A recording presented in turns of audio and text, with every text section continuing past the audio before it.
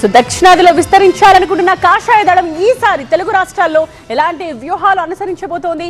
అధ్యక్ష బాధ్యతలను ఏ ప్రాతిపదికన ఎవరికి అప్పగిస్తారు? ఏపీ తెలంగాణలో బీజేపీ అధ్యక్ష ఎన్నికలపై మా ప్రతినిధులు హైదరాబాద్ నుండి విద్యాసాగర్, అలాగే విజయవాడ నుండి క్రాంతి లైవ్ లో సిద్ధంగా ఉన్నారు.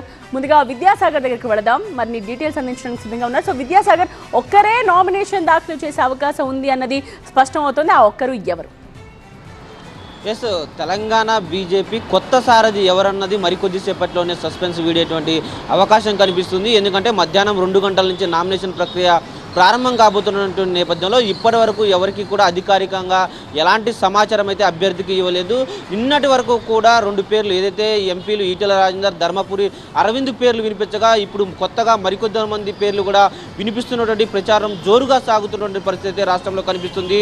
రాష్ట్ర బీజేపీ నేతలు కావచ్చు, కేడర్ అంతా కూడా ఉత్కంఠగా ఎదురు చూస్తున్నటువంటి వేళ ఈ చర్చ మరింత జోరుగా సాగుతున్న పరిస్థితి కనిపిస్తుంది. గంట గంటకు ఎవరవుతారన్న దాని మీద కేడర్ అంతా కూడా జోరుగా ఆరా తీస్తున్నటువంటి పరిస్థితి కనిపిస్తుంది. ముఖ్యంగా బీసీ నేతకు ఇస్తారా లేకపోతే మరే నేతగా ఇస్తారా అన్నటువంటి ప్రశ్నకు ఇప్పటి వరకు కూడా అధిష్టానం నుంచి ఎలాంటి సమాధానం అయితే రానప్పటికీ కూడా ప్రస్తుతం రాష్ట్రంలో బలోపేతం దిశగా అధికార పార్టీకి తామే ప్రత్యామ్నాయం అన్నటువంటి దిశగా సాగుతున్నటువంటి వేళ ఎలాంటి నేతకు అవకాశం ఇవ్వబోతున్నారన్న దాని మీద అంతా కూడా ఆసక్తిగా ఎదురు చూస్తున్నటువంటి వేళ 11 గంటల సమయంలో అభ్యర్థికి నామినేషన్ దాఖలు చేయాలంటూ అధిష్టానం నుంచి ఒక సమాచారం వెళ్ళేటువంటి అవకాశం ఉందని కూడా మనకి స్పష్టంగా తెలుస్తుంది. ఇప్పటికే కొంతమంది కీలక నేతలకు సంబంధించిన సహచరులు తమ నేతకు ఇప్పటికే ఫోన్ కాల్ వచ్చింది, సమాచారం ఇచ్చారు అఫీషియల్గా.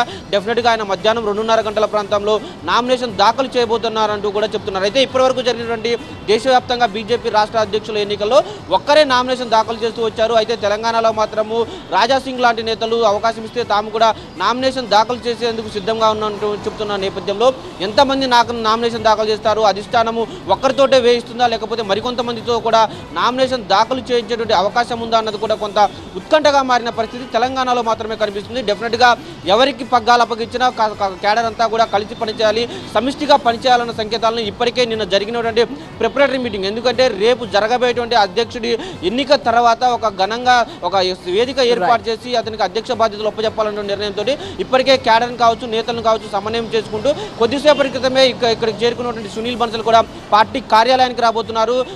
పార్టీ ఇన్ఛార్జిగా ఉన్నటువంటి సునీల్ బన్సల్, అదేవిధంగా ఎన్నికల అధికారిగా ఉన్నటువంటి శోభా కరంద్లాజే, వీరిరువురి సమక్షంలో మధ్యాహ్నం 2 గంటల నుంచి 4 గంటల వరకు నామినేషన్ల దాఖలు ఉంటుంది. ఒకవేళ 1 కంటే అదనంగా వస్తే సాయంత్రం 4 గంటల నుంచి 5 గంటల వరకు ఉపసంహరణ కూడా గడువు ఉన్నటువంటి నేపథ్యంలో ఆ నామినేషన్ దాఖలు ప్రక్రియ కీలకంగా మారబోతున్నట్టు కూడా మనం చెప్పుకోవచ్చు. రైట్ విద్యాసాగర్.